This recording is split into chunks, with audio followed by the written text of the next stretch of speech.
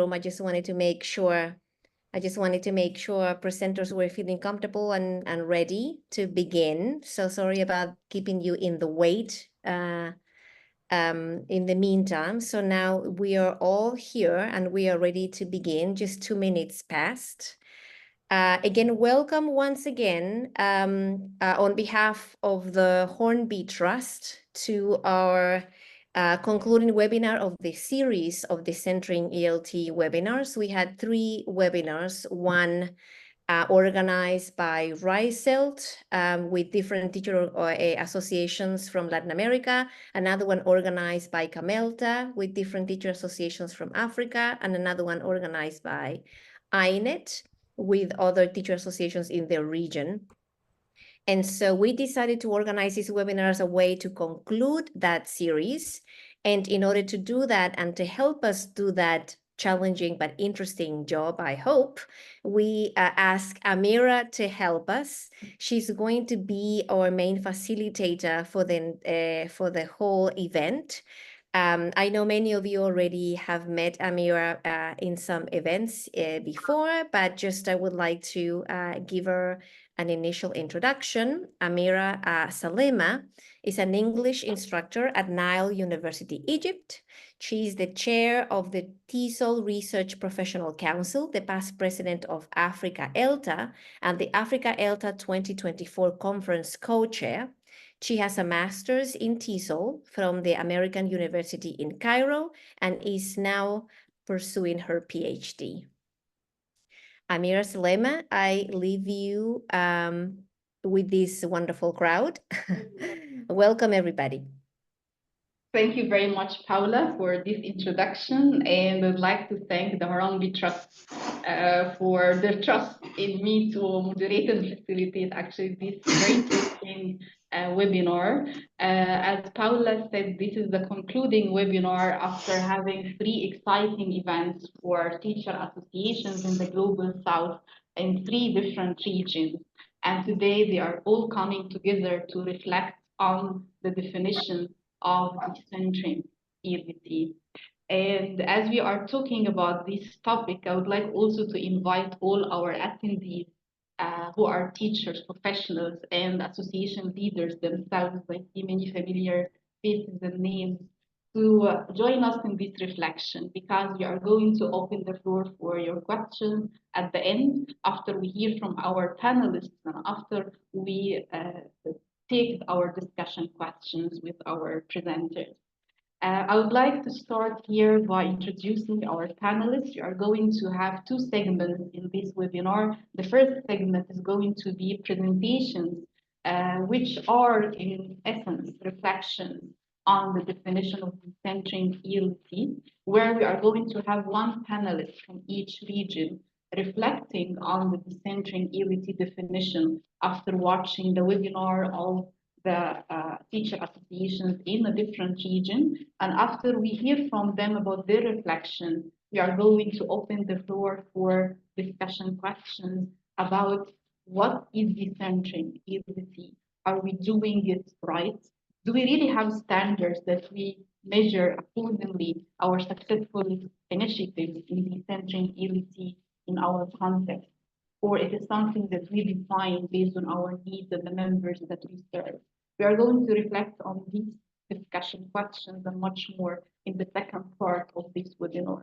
And we are going to end with responding to your questions. So please, during the webinar, feel free to post your questions in the chat box. We are going to attend to them at the end. Now, I would like to introduce our first presenter in the first segment. It's going to be Krishna from INET. And Krishna is going to reflect on the concept of decentering after watching the webinar of RISELT in Latin America and talking to us about how INET and actually RISELT define decentering based on their context in Asia and Latin America. Krishna, you have 5 minutes. The floor is yours. Thank you. Thank you so much. So good evening and hello from India. So I propose to do 3 quick things in the given 5 minutes time. So I begin with thanking the Hornby Trust and INET for giving me the opportunity to be here and to participate in this webinar. So I would like to begin with what I saw and heard in the RISELT webinar. That will be followed by what I make out of it, what message I could derive from that. And if the time permits, I would like to do the third thing, that is how I felt and what I felt. Otherwise, I'll stop and wait for my turn. So just to put the things in proper context, the webinar the recording which I watched, that begins with the activities of Chile Teacher Association, and a number of things were reported. And when I was listening and watching to the activities of Chile, Argentina, Brazil, Paraguay, and Honduras, and several other countries, so I felt that, okay, I'm listening to something which is very, very familiar to me. For example, Chile is organizing conferences which involves everyone. And the most important thing that I liked about that conference was it doesn't involve just the scholars, the seasoned practitioners and experts, but it also involves teachers, and it gives them opportunities to present and share. And all this thing happens free of charge. Okay. So this is something very, very interesting. Sophia, if I miss anything or if I misinterpret anything, please add. Thank you. So then I heard about some projects which involved collaboration from several stakeholders. So one interesting thing that I pick out from Chilean reporting was, so they are constructing a database of publications. And this is very interesting. And they're all local teachers. And it was reported that 400 papers or documents have already been collected in their database. They also support the researchers. And in terms of the organizational structure, so it was very heartening to note that they follow the horizontal structure of management. The key actors are volunteers, so there aren't any office bearers. There isn't any personal agenda. The signing happens in the name of the network, in the name of the organization, not in the name of any authority or any name. So something similar I could listen to from Argentina as well. So the interesting activity was the Teacher Education Roundtable, which is organized regularly, which involves participation from representatives of several institutions, and they reflect on the puzzles, problems, and challenges in initial teacher preparation education. And another interesting thing was their initiative to connect universities with the schools. So bringing in the academicians and the practitioners together and make sense of what happens in ELT or ELE. And another interesting that I found was the production of local or contextualized teaching and learning material that's provided free of cost to all teachers, especially working at a primary level. And that material is centered around the local social representations. And from Rio's exploratory practice, which I'm familiar with for a long time now. So very interesting things like reinventing life in the educational context. That is very, very valuable. And I remember reading a few papers where the notion of health and hygiene in language classrooms for both teachers and students. So that's taken care of.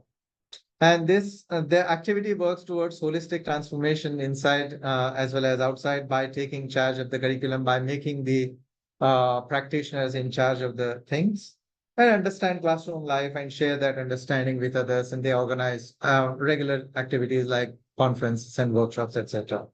And from other organizations like Salvador, Paraguay, then Nicaragua, Honduras, etc. So in all the reporting, what stands out is the importance or the significance given to the contextual responsiveness.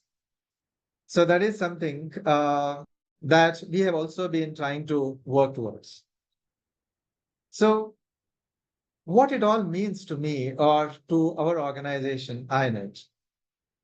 So what emerges as a broad picture, a signified for this label decentering, is that we are working towards responding to our local context, our needs, our teachers, and lastly, but not least, that is our students, because the primary goal is to help them to acquire the language. So we are creating platforms, opportunities for sharing and networking.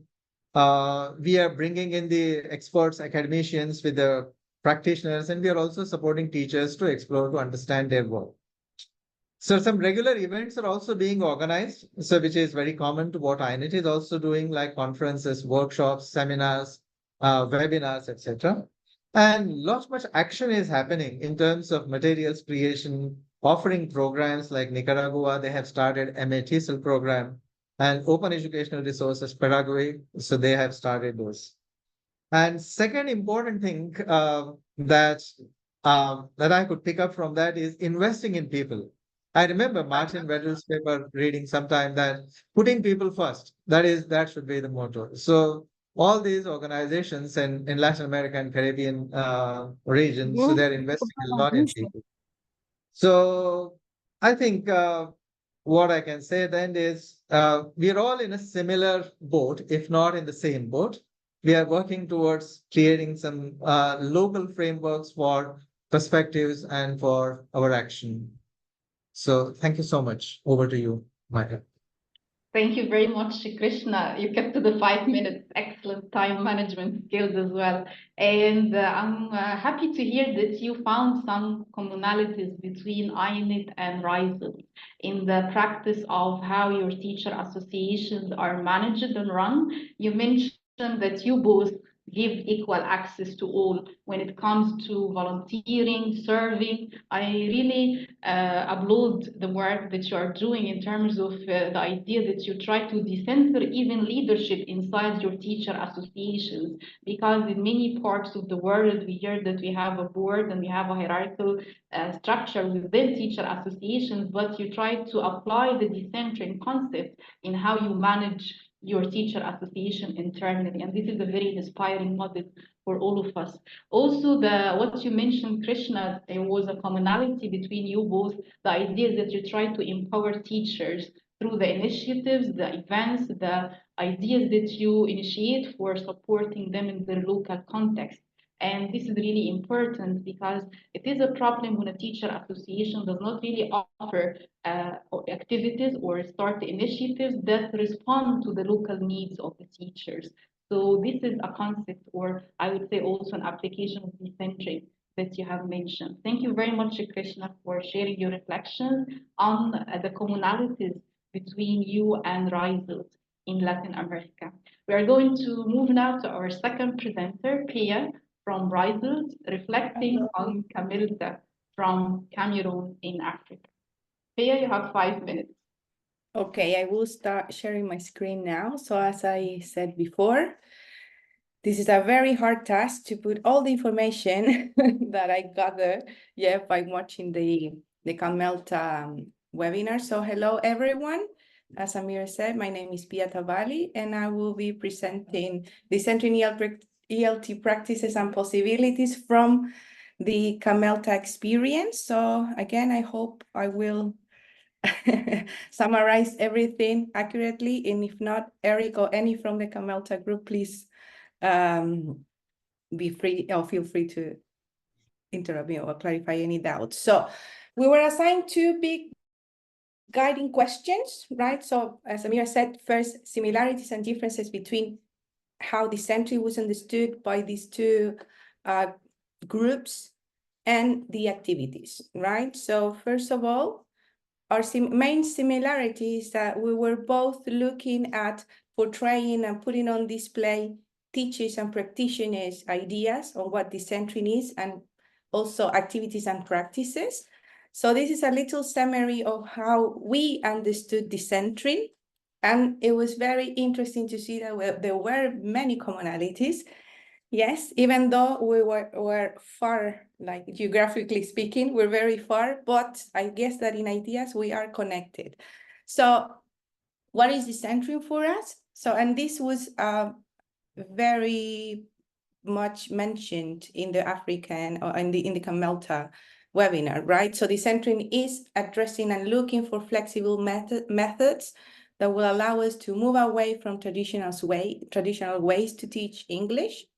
Yes, by shifting to learner-centered autonomy, learner-centered classrooms, also fostering learners' autonomy by building their critical skills, by grasping their cultural diversity. Teachers should also work in partnership by doing networking, right? Also by being sensitive to the social realities of the classrooms, grasping cultural diversity, looking for a pedagogy that can be content-based, yes, so we can practice and we can base our teaching on what we see, yes, and also how we interact with our students. Socializing was also important for both groups.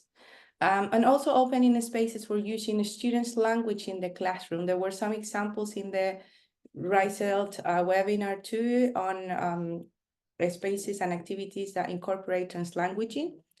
I remember the FAPI experience, right? Also, and this was very important, like collaboration among teachers, between teachers and students, and this seems to be a key element, right?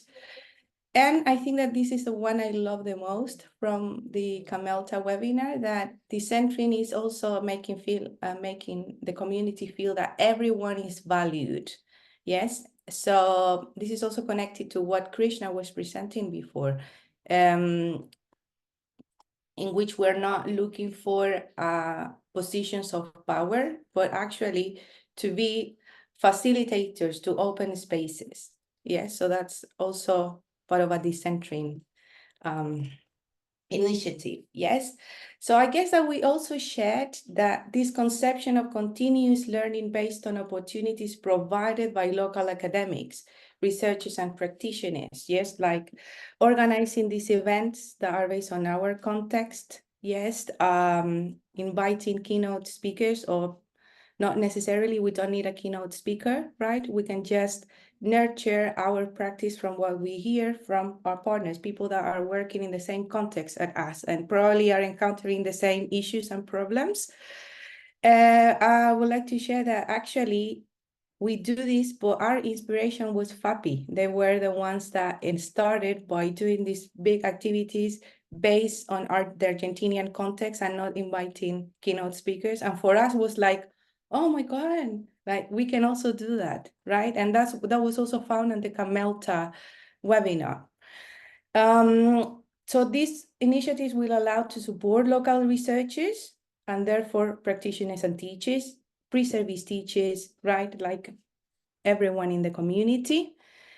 By doing these activities, you can also look for support on multiple affiliation, working with other groups and organizations, yes.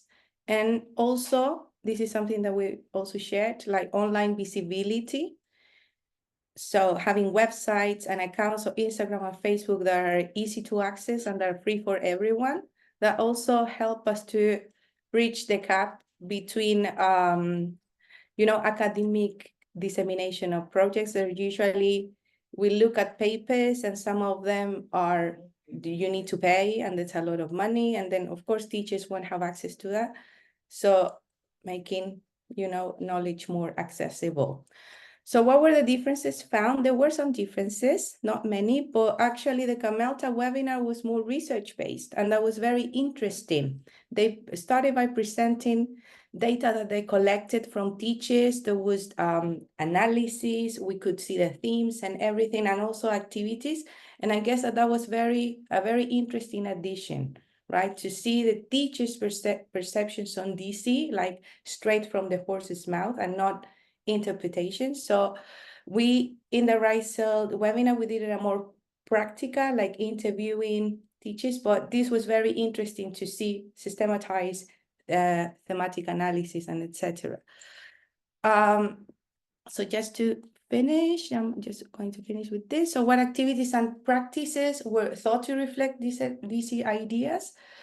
This is just a summary of the activities that I observed. There were many, but of course, for time constraints, I cannot talk about them all, but so for example, there were teachers talking about students interviewing teachers, and I think that this is a very interesting way also to play with the power gap between teachers and students.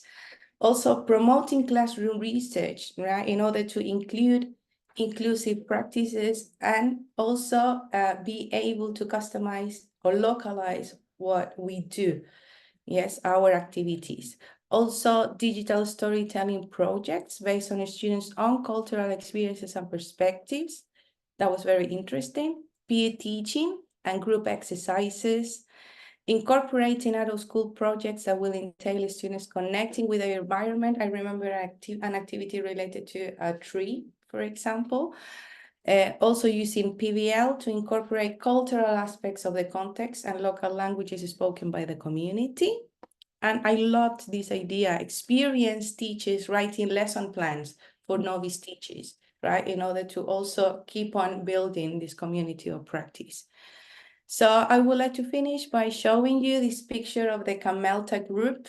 Why? Because I took it from the website, but I think that that was one of the main lessons I learned, that was very present in the whole webinar, that everyone was talking about how important it is to work as a community, to keep on working together, to support each other, right? So I just wanted to finish by showing you this picture of the Camelta group and also the Rizal group as an invitation to keep on working together. Thank you very much. Thank you very much, Peya. Excellent job giving us your reflection on the Camelta webinar and what their definition of decentering is and how it relates to your definition at Rizal as well. I love that you found that the center is actually teachers in both regions and in your teacher association. It's very interesting because we most of the time talk about the gap between theory and practice, and we try sometimes as academics to try to say that the gap is created because the teachers are not really following what research is saying. But what we are doing in your teacher associations is trying to take the bottom-up approach and try to empower the teachers to be the ones who are creating knowledge and trying to share it with them. So that's really an excellent initiative. Thank you very much for sharing your definition, reflection on decentering and how it relates to also Camelta. The final presenter we have in this segment is going to be Salome from Nigeria, and Salome is going to share with us reflections on the INET webinar. So I'm going to share your slides, Salome. So 1 second. You will have 5 minutes to present. I hope you can see the slides.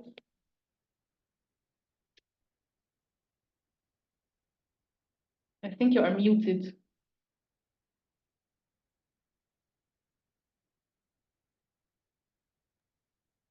Okay. Good afternoon, everyone. My pleasure being here. So I'm going to be talking about the INET Decentring ELT practices and possibilities. Please, next slide. I did a TA by TA analysis, but I'm just going to run through to look at the summary. So there are 5 teacher associations in this INET decentering, and from 4 countries: Bangladesh, India, Nepal, Pakistan, and Bangladesh again. So next slide, please. Each of these TAs has their own view of what the decentering is. For instance, the BELTA, that is the Bangladesh English Language Teachers Association, defines decentering as finding alternative ways to teach English beyond traditional models.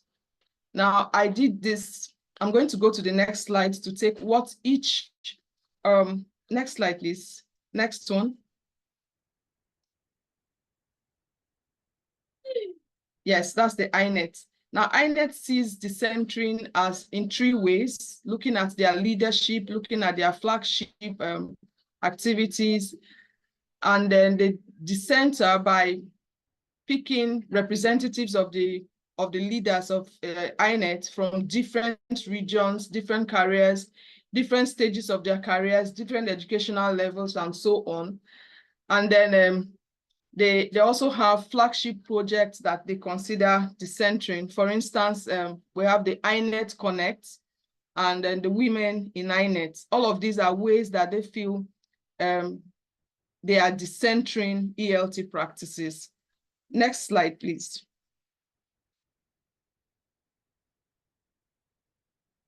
Yes, and this is NELTA, Nepal English Language Teachers Association. Their own decentering uses local resources, creating context-specific pedagogical principles and practices in their practice. They do cross-association collaboration by adapting external knowledge to fit their local context. They see decentering as removing the dominance of a single reference point that is typically the inner circle, which now extends to the outer circle. Let's go to the next slide, please.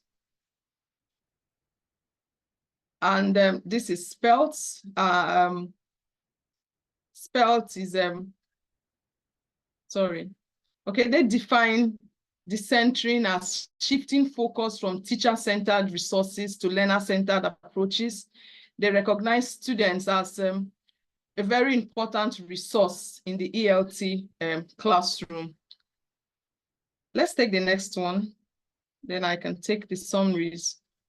Yes, this is TESOL, Bangladesh. No, please, the next, yes. Okay, they see decentering as shifting, no, please. They see decentering as shifting power and leadership from a centralized, university-dominated structure to a more inclusive model involving diverse takes on leadership and roles. So that's their way of looking at decentering, and they do this by empowering marginalized and rural teachers, promoting linguistic and cultural awareness, and collaborating with local teachers who act as leaders in their TA. Now, what are the similarities between all of this? I saw that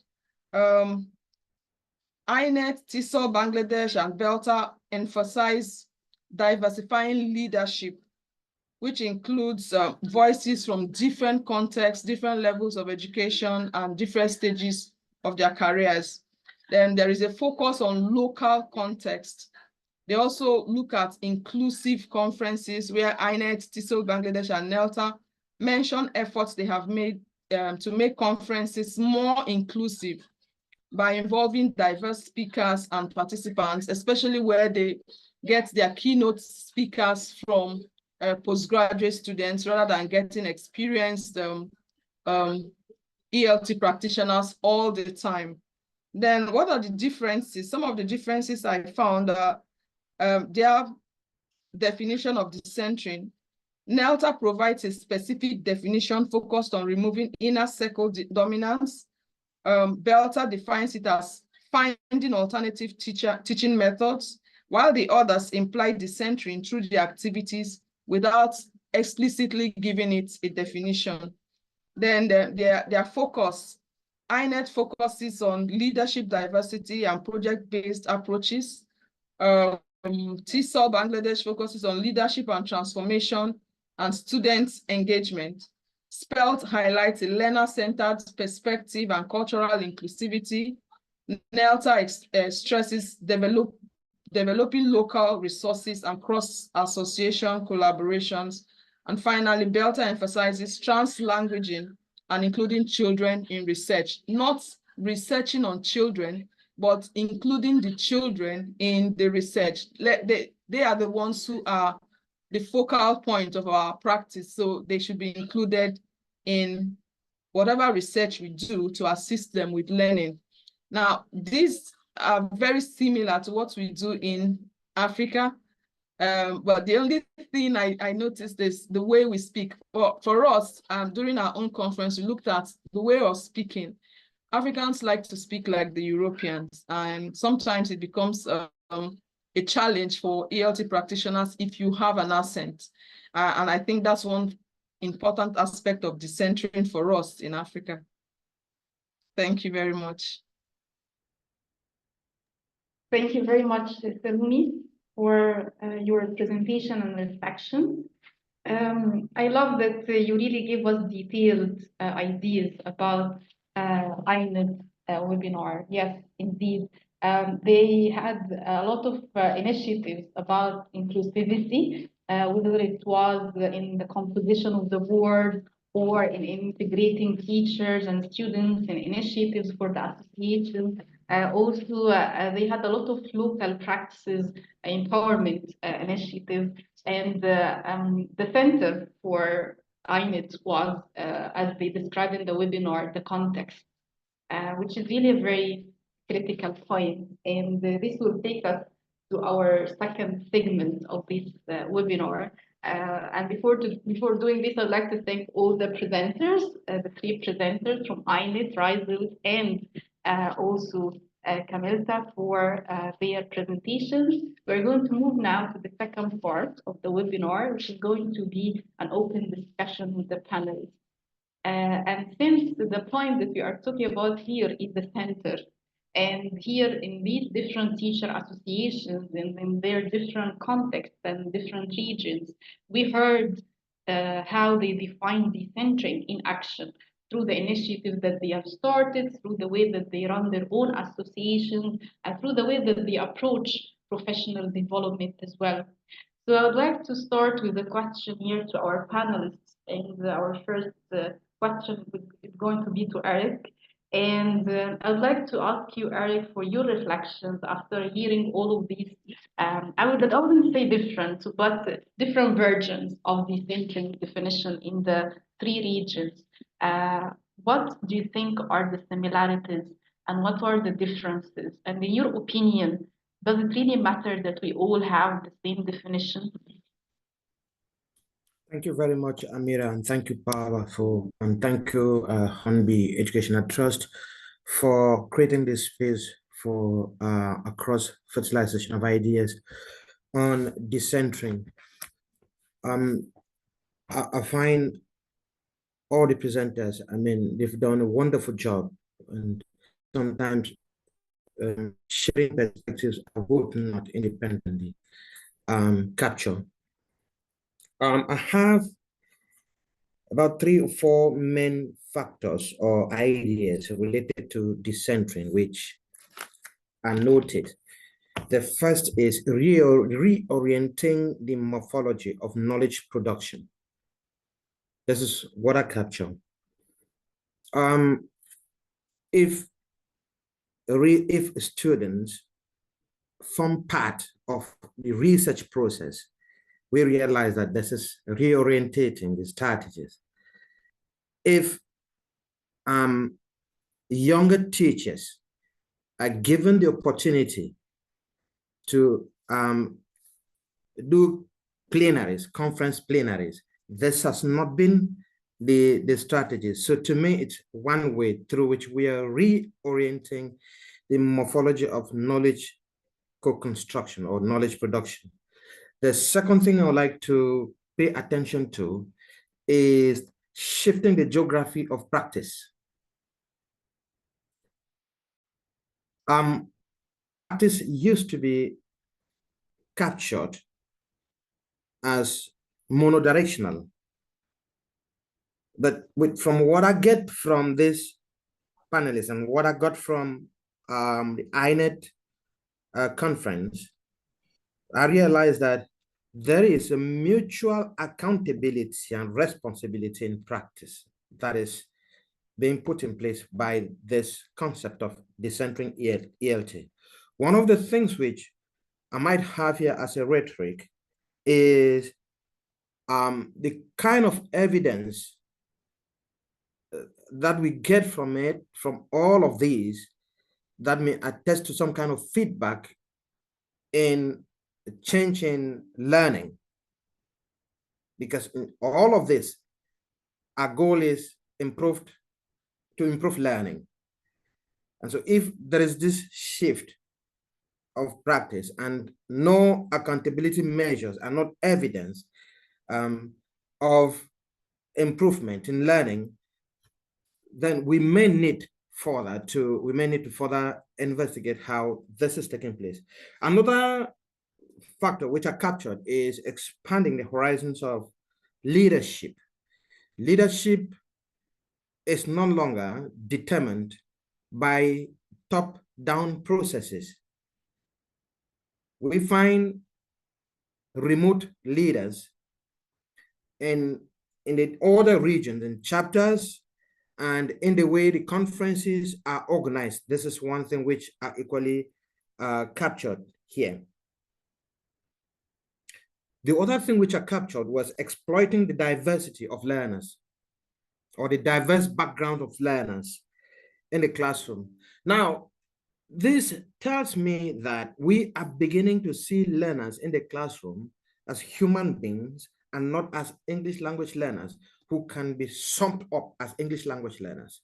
Because it's a possibility, it's so simplistic to call them learners and ignore the very components they are made up of, which inform our own reasoning and the way we conceive practice. These are the things that are captured from this definition or from these discussions. The other one that are captured is grassroots agency. Grassroots agency in conferences and in knowledge co-production. These are the major things that are captured from all of this. But one of the things which I'm kind of reflecting on is the processes through which we are reorienting or shifting all of this. My reflection is it possible that we have enough information on these processes of shifting this, of this shift, to be able to find out whether we can still find traces of centering efforts in these processes? It's so easy to say that we are shifting perspective, but what is the ideology that cuts across the shift? What are the processes? What is it that instigates the shift? Is it because Hornby has defined decentering and has said there should be dissenting ELT? Is it because the learners have said we are not satisfied with what you are doing, and then, or is there some other thing that has instigated this shift of practice? That is, we want to be contextually responsive in our practice, but what is it that has caused this? These are the kind of things which we may like to reflect on. Thank you so much, Amira. Thank you, Eric. Thank you very much for your reflections and for the questions that you actually share with the audience. They are very reflective ones. And I'd like to now ask Eugenia, since FABI has been a pioneer actually in localizing plenary speakers at conferences, we would like to hear your thoughts as well on the commonalities and differences between the decentering concept in these regions from your perspective. Thank you, Amira, for this opportunity, and thank you, Paula, for the invitation, and all the colleagues. Well, and Eric, I think that you made a great summary on the main key points on commonalities. Something that I would like to add in relation to what you had just mentioned about the triggering element, for me, has to do with visibility and lack of visibility. We are undergoing a moment in which representation is changing all over the world in terms of the ELT world, in my opinion.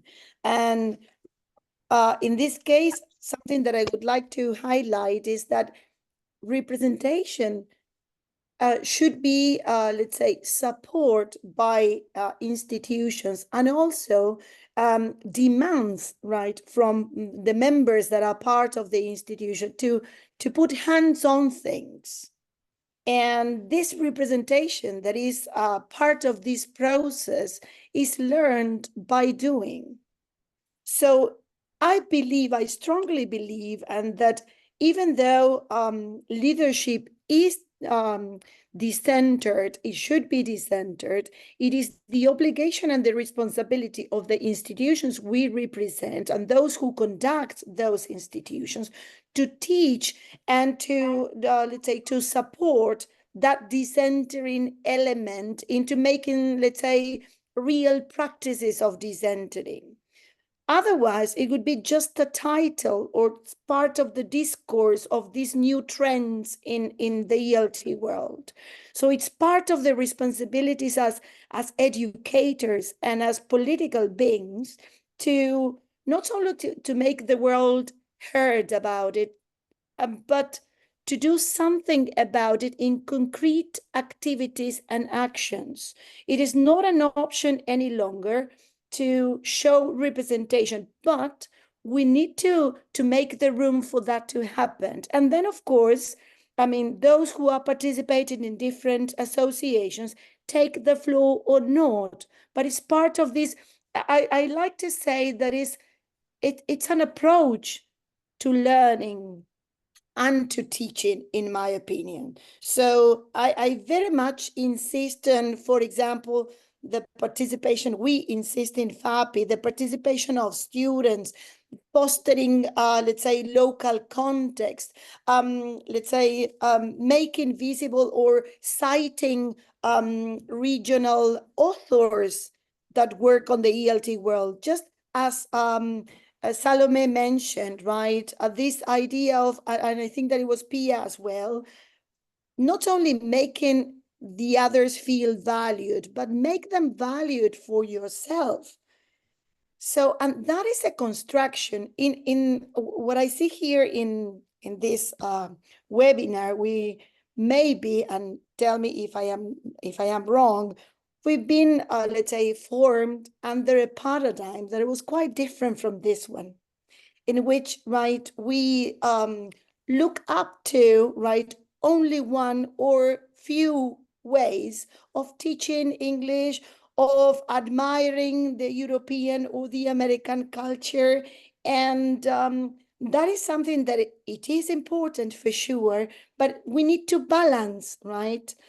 Because we have a lot to say in English about our contexts, our realities, and also to value our professionals.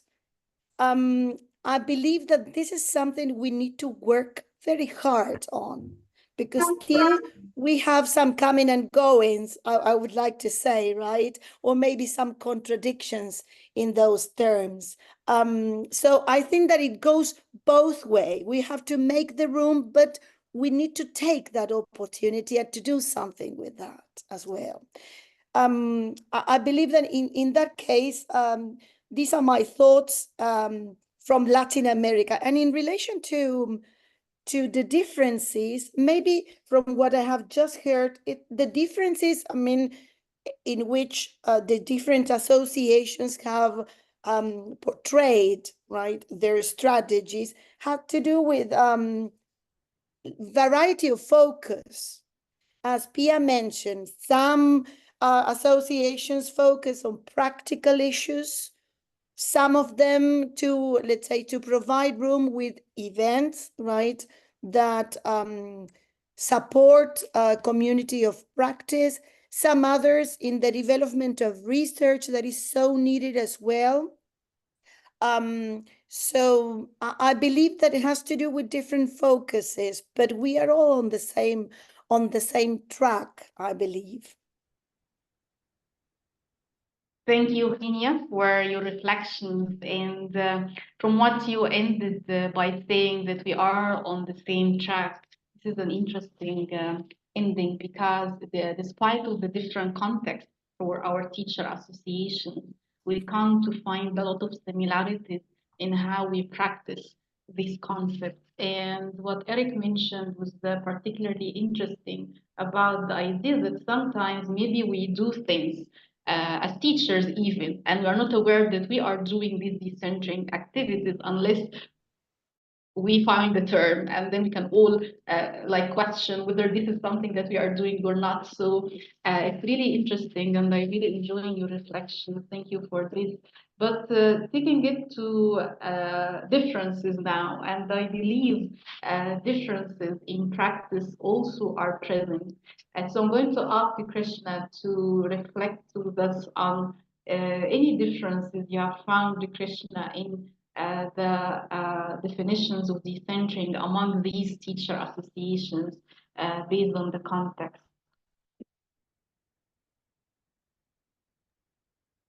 Thank you, Umaira. So, well, the simple answer would be yes as well as no. I mean, there are differences, yes, and I agree that there are different ways of thinking and behaving. Definitely. I mean, when I was watching the research video and I'm familiar with our own activities.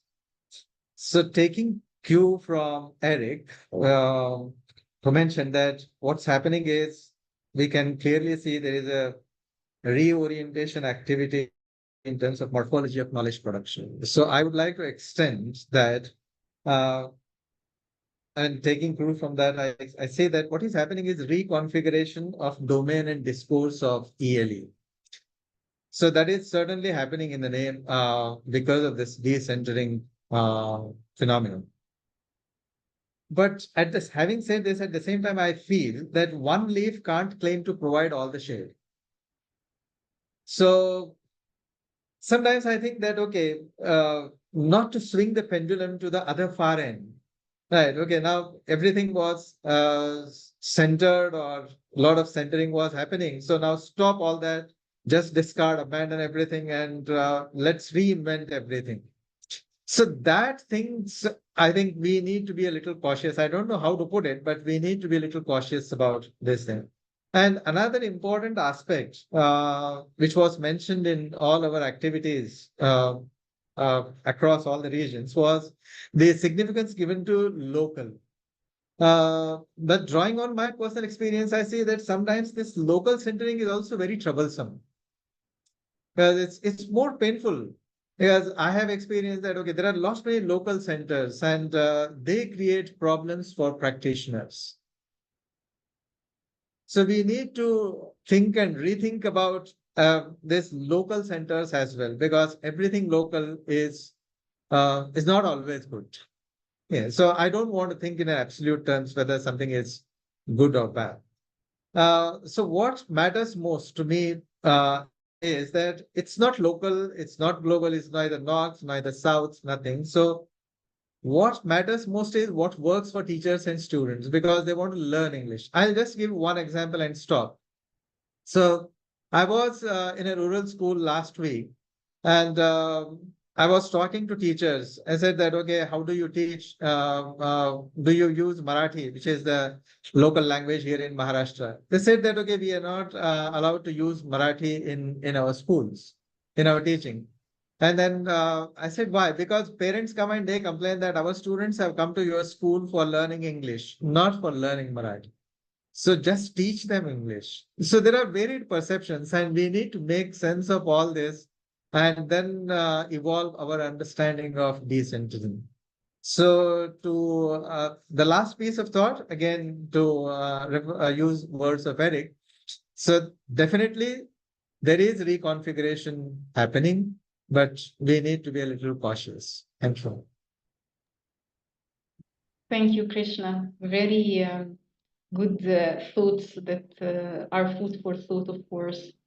Yeah, and I'm going to go back now to Eugenia and talk about, because Krishna mentioned that he didn't say this explicitly, but we need to be strategic when we are also localizing our initiatives.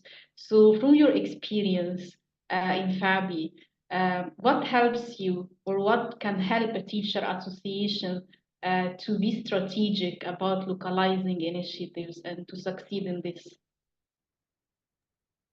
Okay, well, definitely something that characterizes FABI is the distribution, right? The organization, this is a federation, right, that frames local associations from different regions.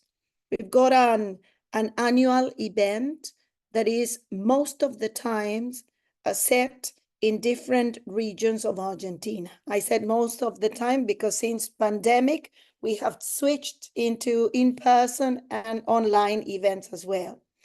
And this is an example of a decentering practice? Because first of all, just to give you an example, because the organization of the whole event, that is for the whole country and for the region, neighboring countries as well, is organized by the local association, and the whole community takes part on that, right? So visitors come, sometimes they are not very well-known places, right? Like the capital of Argentina, Buenos Aires, or big cities that are really well-known all over the world, but very tiny places in which there is an association. And this brings, let's say, the centrality to not only to the place, but the way in which the place sees the teaching of English. Of course, I agree with Krishna in that everything is about teaching and learning, right? On the best way to teach English. But let's say this transcendence of the grammar of vocabulary that you teach and the strategies that we share in every conference in which we discuss different topics, needs to some reflection upon what we do. I mean, why do we do that, or what is it that we are teaching for? So the second point that I would say directly to FAPI that shows decentering practices is that every year the main event, is thematically organized. And this also provides a frame to a variety of themes, right, that not all the time are quite trendy, but we agree on the themes, right, with the local associations as well, on their concerns and challenges about teaching, let's say, English as a foreign language in different contexts. So these two, I would say, examples show something that, I mean, have been done for a long time, well, more than 50 years, throughout, right, let's say, the different associations within FAPI. In any case, we can say that, let's say, looking for speakers from different areas, reflecting upon the community of practice, going for events that are free of charge and producing local materials in teachings are examples, right, of decentering practice that we do for the region. And something else that I would like to highlight as representing FAPI is that we support the, let's say, initial teacher education. That is something that in Argentina is very important, apart from the international certifications, right, to become a professional of the ELT, right?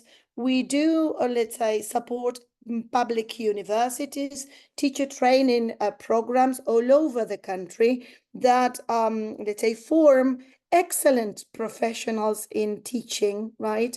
And well, that it is the federation, the ones who is all the time not only supporting professional development, but also, right, initial teacher education. And that is something we feel very proud of, because all the discussion about initial teacher education, say FAPI takes part on that discussion as well. So, and then, right, every single association that is independent in a way provides its own, let's say, schedule throughout the year with events that are interesting for themselves and also that could expand on the rest of the community. In this case, I would say that technology has helped a lot, because Argentina, it's a huge country, and people, let's say, find quite many difficulties, I would say, in moving from a place to another. So in many cases, webinars and the inclusion of technology has, let's say, reduced this gap and has, let's say, democratized the access of knowledge to all of us, I would say. Well, that is the some examples that I would share with you from our federation. Yeah, great examples indeed. Thank you for sharing them. And since I'm sure we have in attendance some association leaders from other regions and also teacher educators, they can really get inspired by sharing your examples.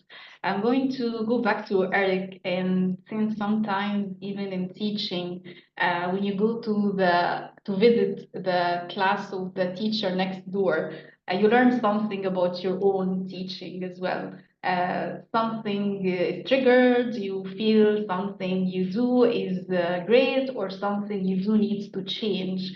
So I would love to hear from you after you have listened to the decentering activities in different regions, if your own understanding of decentering has changed in any way, and in what sense? Thank you very much, Amira.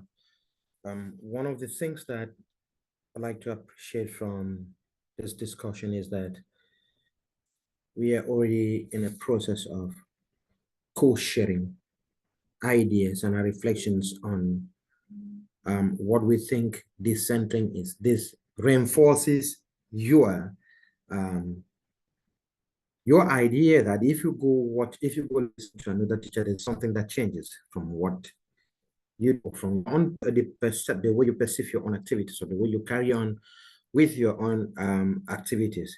Definitely, it's going to be an extension of what you know. The first and most important thing that I can say as far as that is concerned is that you see, at a certain point,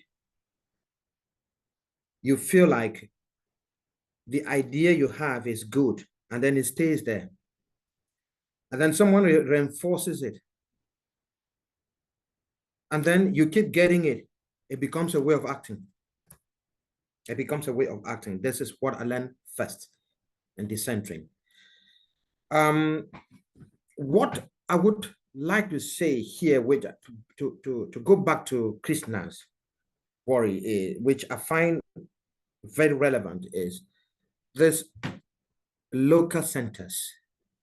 And I would like to share my reflection on this way.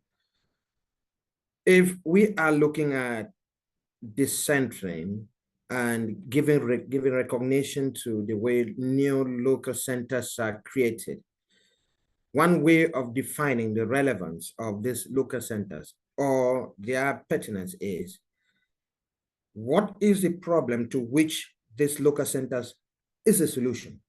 This is one way of identifying what is the problem to which the local centers are a solution. The next thing that I would like to say is,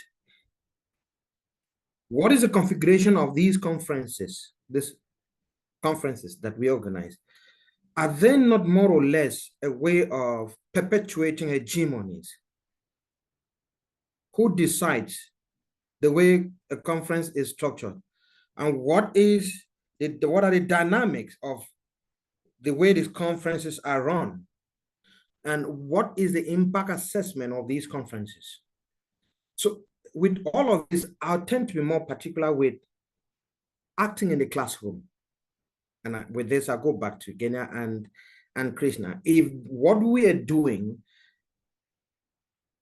if we don't have an assessment or evidence or feedback of our actions from learners, there is a possibility that we might just be replicating or reproducing what the status quo has put in place.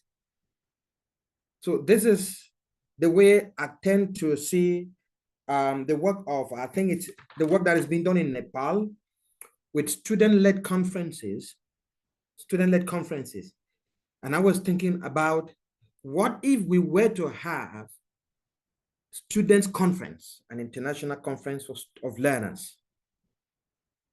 What would that not kind of give us a lot of information on the way we conceptualize things? The other thing that I'll cause us to reflect on is that while we were selecting participants for this decentering final webinar, what were the processes? who are the immediate beneficiaries of what we are saying here now, and how many of them are represented here? These are questions which we have, because a decentering does not only mean saying what structures are doing, but interrogating our own practices. We need to start by interrogating our own practices. And then that will cause us to shift the way we see the other and the way we get them involved in the things that we are doing. Thank you very much, Amira. A great point you mentioned, Eric. I love what you mentioned about reflecting, interrogating our own practices. And this is indeed, it's very important. And I will come back to you, Eugenia. I saw your hand was raised, but I would like to now invite Krishna, since India was mentioned about the student conferences, and also asking the same question I asked Eric about any shift in the your understanding of decentering after hearing our panelists from different regions. Well, so this term decentering came to stay in my mind around 2020. I mean, I had heard it before that, but it made a place for itself in my mind around 2020. And since then, I'm reflecting on it. What is this process? How is it different from decentralization? How is it different from decolonialization? How is it different from all other sorts of activist isms? So I'm thinking that, okay, is decentering some sort of activism? Right. So we need to do certain kinds of activities. We need to project certain types of activities. We need to use some language. So are there any specific attributes of that? So I mean, I'm not saying that okay, all this happens, but I'm just thinking aloud and trying to make sense of this term and this phenomenon for myself. So after going through these 3 webinars and this one listening to my colleagues, so the understanding hasn't changed much, but the questions that I have become more shaped. Now they have developed limbs and ears and arms, etc. So now they are more recognizable. For example, I think of whether this centering process is something that happens naturally or sometimes is it imposed on you. Because sometimes centering is imposed. For example, I work in a university in Delhi, so sometimes people look at me as an expert or a sort of center. That happens, but which I hate, I don't like. So is it imposed? That is one thing. Second is to what extent what happens in the name of decentering is good and healthy for teachers and students. And more importantly, it's decentering in terms of what? So that is something that I keep worrying about. And lastly, as I said, that is it a sort of activism or is it an intellectual movement? I don't know. I keep wondering, I mean, what this phenomenon is. Okay, over to you. Thank you. If something more occurs, I'll share. Thank you, Krishna. Reflective questions, more reflective questions. And I believe this whole discussion is about the triggering thought and reflection among us as panelists and also among our audience. Eugenia, you had your hand raised earlier. Would you like to add something here? I would like to add something to, I believe that it was Eric that mentioned, right, the reconfiguration of dynamic of conferences. That is something very interesting.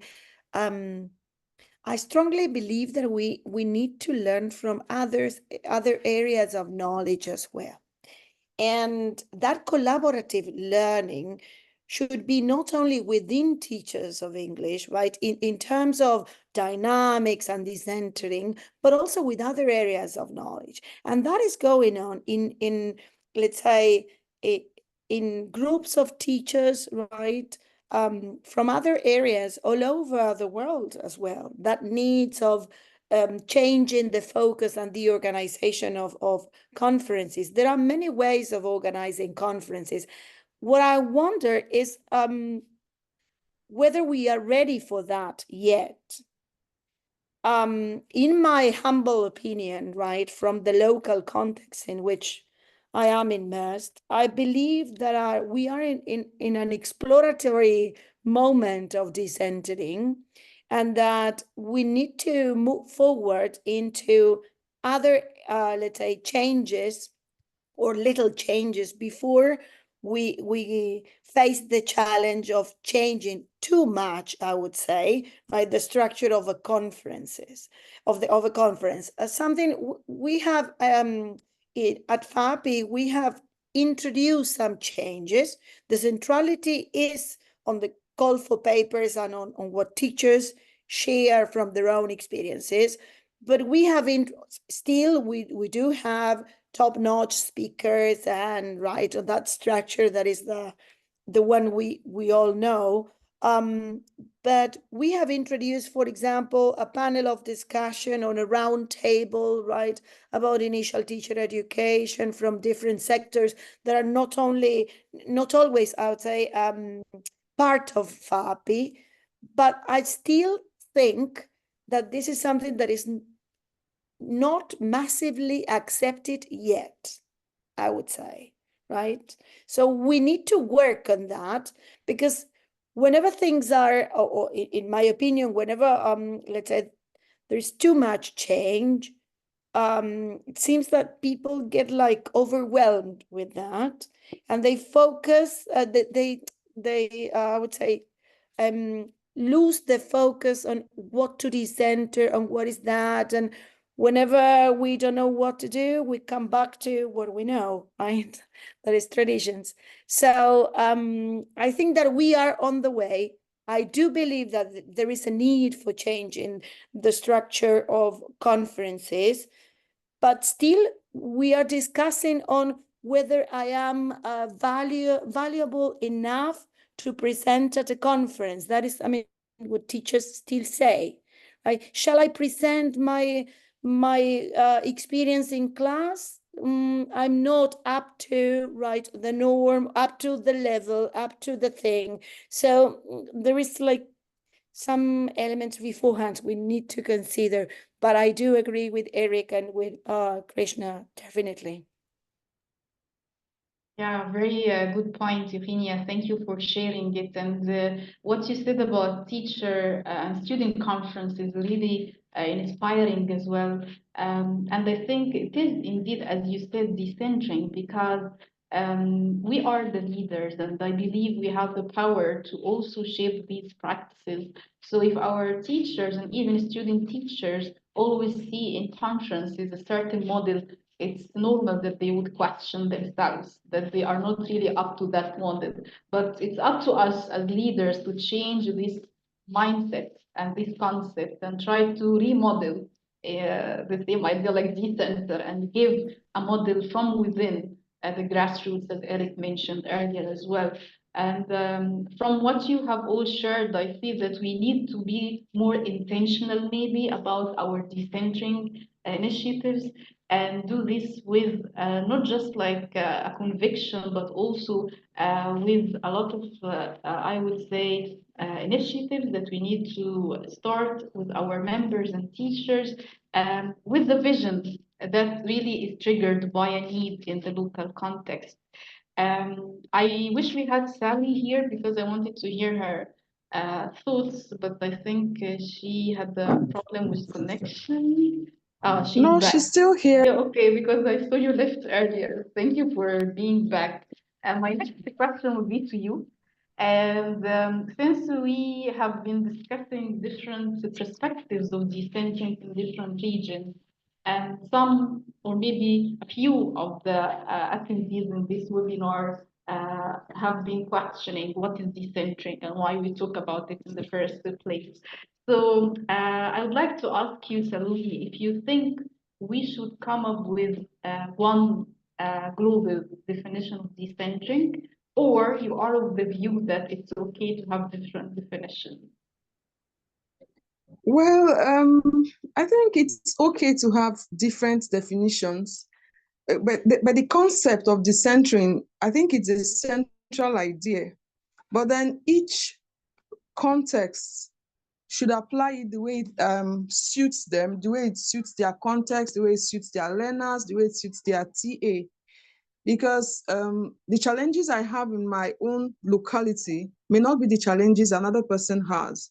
So I think decentering is about applying it to our context and being able to adapt to things that work for our own situation. That's what I think. While there is a central concept of what decentering is, we should all apply it to how it affects us. That's my opinion.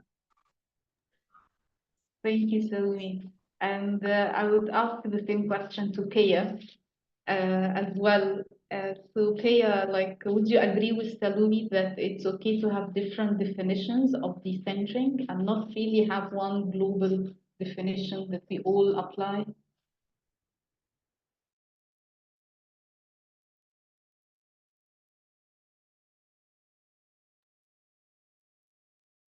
I think you are muted. Did you say Pia? Sorry, I Yes. yes. Yeah. We'd love to hear your thoughts on this. On having well, that was one of the biggest questions that we had when we were preparing the first webinar. Because there are many ideas. I mean, I would like to remember Gloria's from Reisel's quotes that we were decentering without knowing that we were decentering. And I will keep on saying this because this is what kind of summarizes how we feel. And I also, there were many interesting questions in the Camelta webinar on the same question. Do we need to decenter? What is decentering? Like centering from what? What's the center?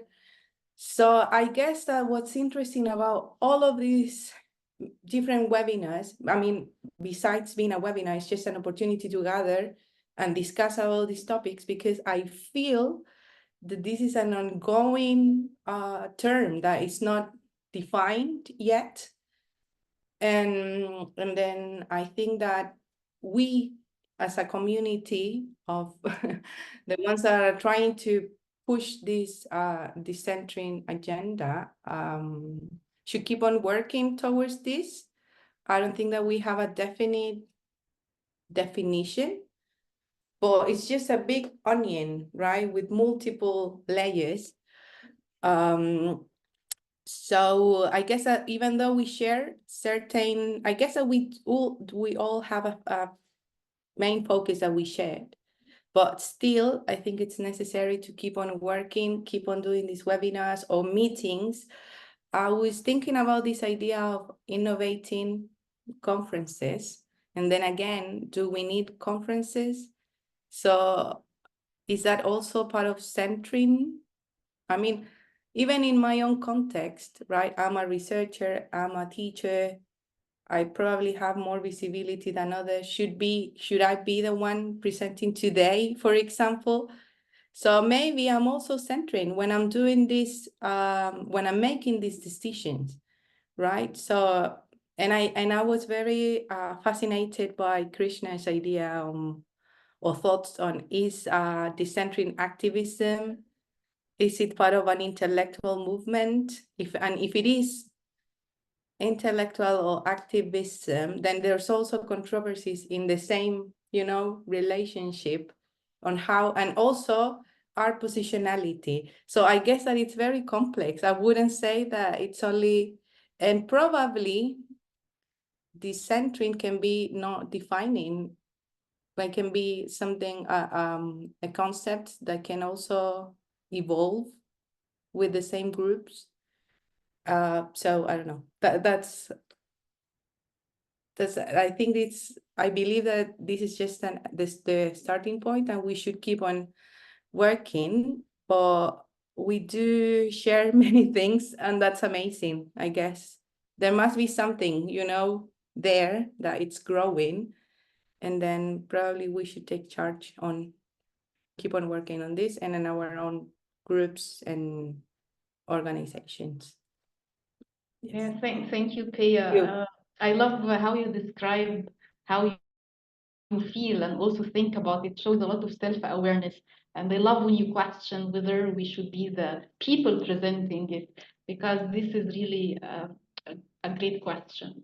We should all ask ourselves this whenever we are trying or starting an initiative inside our teacher associations.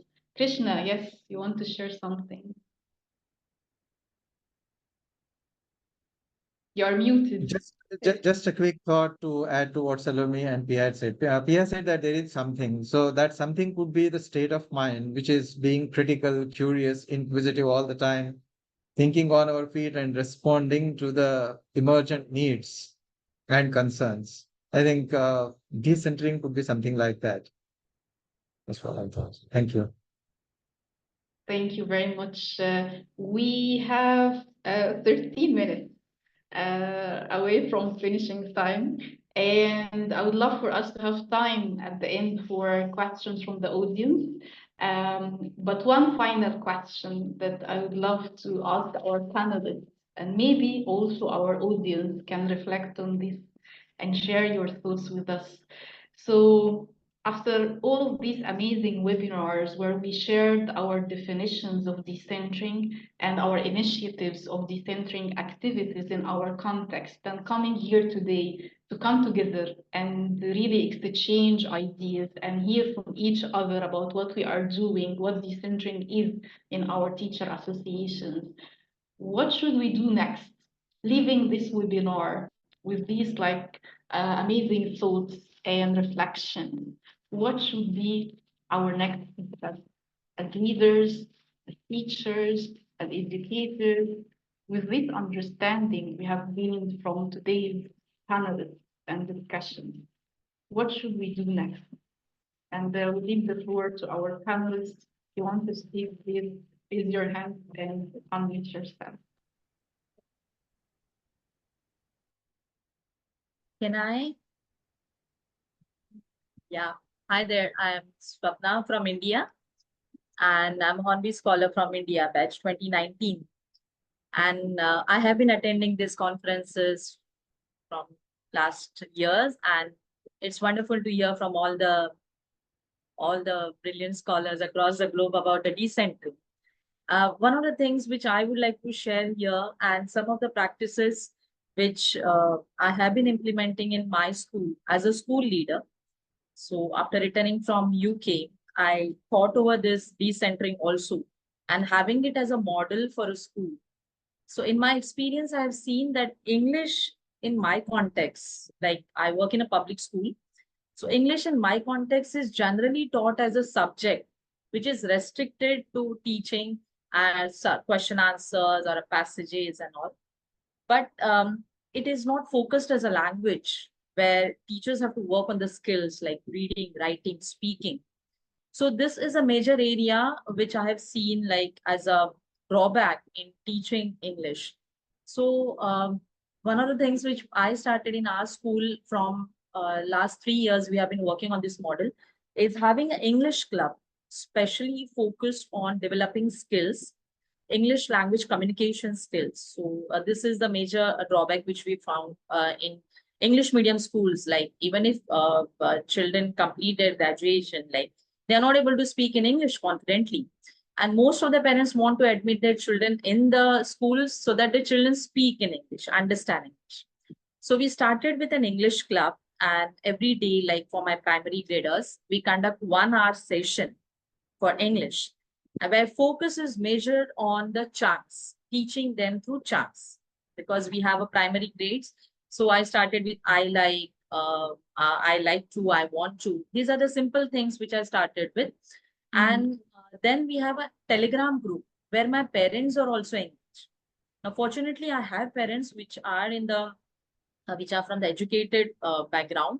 And there are also parents who are like normal ones who do not have the English exposure at home. So what has happened now, when I teach a language, a chunk, I give this as an activity to practice at home with friend or with parents. So I think from last 3 years, we have been doing this and experimenting with this, which we may call as decentering. I don't know much about it, but with this model, what I have sensed is parents are also or learning English. Along with the kids, they have started speaking in English. And this has given an extra support to create an environment of English at. So normally we based in Maharashtra, we have students from other languages like Marathi, Hindi, Urdu, Tamil, Kannada. And I have a lot of exposure for experimenting here. So what I can sense is English is something which has become, prime language now. Children communicate in the local, wherever they go out, outside, in the social functions and all, and they speak in English. And Okay. interestingly, I'm sorry, parents. I have to stop you now because we have a limited time. But thank you very Yeah. much for sharing your initiative. And I'm sure, yeah, this is a very practical example of decentering that the teacher can do actually with the students. Thank you very much for sharing it. And I would love now for our panelists, maybe each to take maybe 1 minute to share their final thoughts. And then we will have only 5 minutes to take questions from the audience in the chat box, please, just for the sake of the time. So I'll start with Eric. 1 minute to share a final thought. Yes, thank you so much, Amira. What I think I want to promulgate this discussion and take home is seeing decentering as being one, community engagement, then two, being locally responsible and accountable in our pedagogic practices. This is the way I want to put these ideas together. Thank you so much. Thank you very much. Now, Eugenia. Well, adding to what Eric mentioned, I would say that what comes next is sharing, right? To continue sharing, maybe to develop something into, these interactions into something, let's say, practical. And also, again, this responsibility, highlighting the responsibility we all have in terms of educators.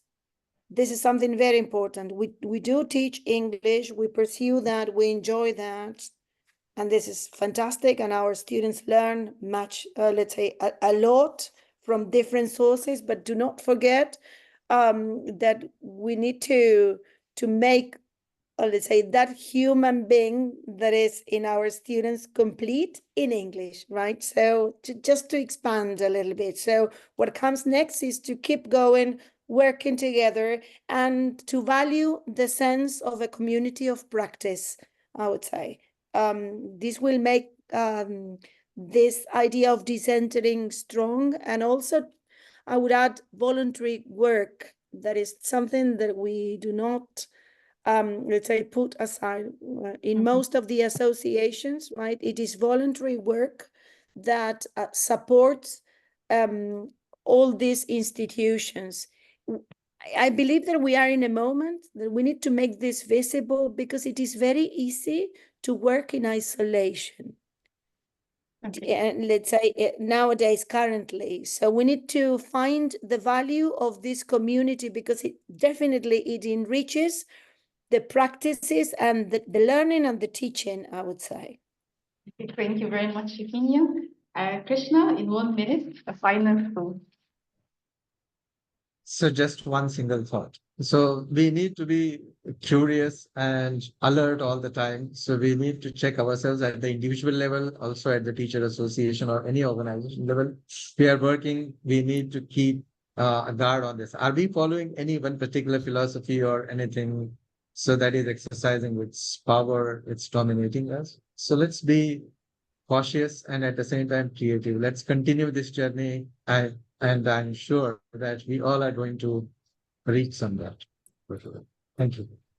Thank you very much. We are going to take questions from the audience after having our panelists from the 3 regions. A question is, are there examples of states supporting decentering initiatives at the policy level? Do we need policy changes to sustain these initiatives? And I would like to invite Peya or Saloni to answer this. talk about your own context, maybe. Do you have any states that are supporting decentering initiatives,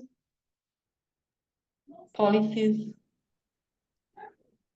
Well, in Nigeria, no, not formally, but teachers work, collaborate with one another to improve their practices. A lot of we have a few English language associations aside from ELTAN, but ELTAN is one that is encompassing.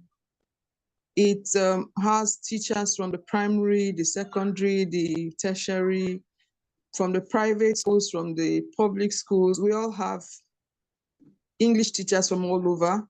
And then at the national level, we have teachers from different levels being in leadership positions.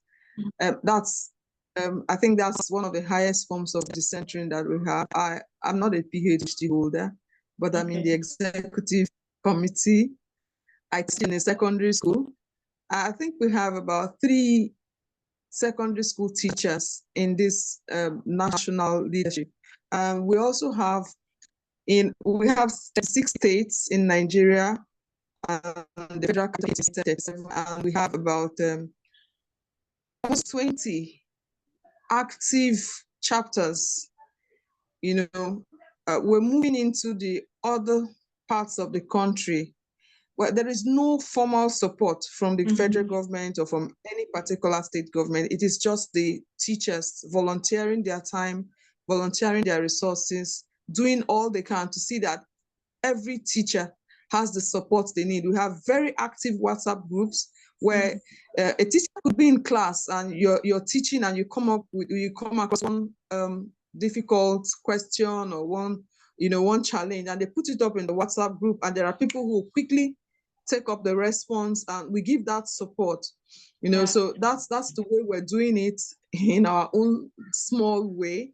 We are moving towards getting the government, the state ministries, the federal ministries of education to work with us. Although when we have workshops and seminars, we do write them and they send in their teachers as well to benefit. Okay, thank you very much, Salome. And I'm afraid we are running out of time.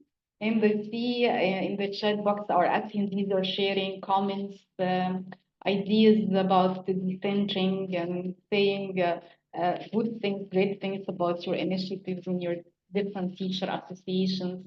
This has been indeed an inspiring event for me personally, and I'm sure for all our audience. I'd like to thank all our panelists who came today to share their own experiences with decentering and to also trigger thoughts about decentering and open discussion questions that we keep reflecting on even after this webinar. I will give it back to you, Paula. Thank you, Amira, very much. Thank you to all the presenters and panelists for joining us, for contributing with your insights. Just thank you all to the audience as well for coming in again and again with all the different webinars that we've been organizing. We hope to continue the discussion, so we need to go and plan and just go back to the drawing board and see what it is to be done based on some of the things that you have mentioned here. Ideally, we are going to take some of the ideas you've mentioned here to move this forward. So on behalf of the Hornby Trust, thank you very much. I would like to give a shout out to Camila and to Soyog, that they're there somewhere. They were helping me on the technical side. I am not techie at all. I can barely go start meeting. They were making it all of this possible. So thank you very much to them for their support. Communities in charge of the Hornby Trust network, the alumni network. And Suyog is another alumni, so thank you very much for your support. So thank you, everybody, once again. I hope we will meet at some point soon, maybe with another topic or the same one. We'll see. Thank you. Bye-bye. Thank you. Bye-bye, everyone. Thank you. Bye-bye, everyone. Bye.